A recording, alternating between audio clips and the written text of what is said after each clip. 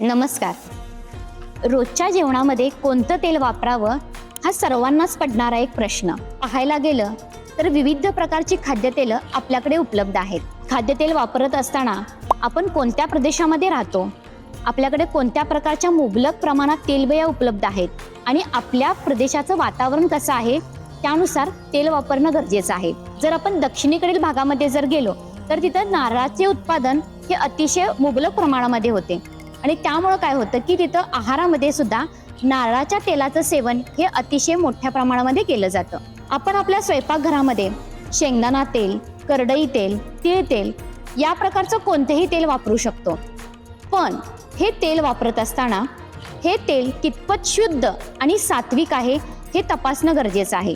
तुम्ही आपल्या आजी आजोबांना जर विचारलं तर ते तुम्हाला नक्की सांगतील की आपल्या स्वयंपाकघरामध्ये येणारं तेल हे लाकडी घाण्यावरून काढून आणलेलं तेल असायचं आणि हे तेल अतिशय शुद्ध आणि सात्विक असायचं. आपल्या आयुर्वेदामध्ये सुद्धा लाकडी घाण्यावरती काढलेले तेल हे अतिशय उत्तम मानले जाते. त्यामुळे तुम्हालाही लाकडी घाण्यावरती काढलेलं जर शुद्ध आणि सात्विक असं जर तेल खरेदी करायचं असेल तर स्वनिधी ॲग्रो फूडला एकदा नक्की भेट द्या. धन्यवाद.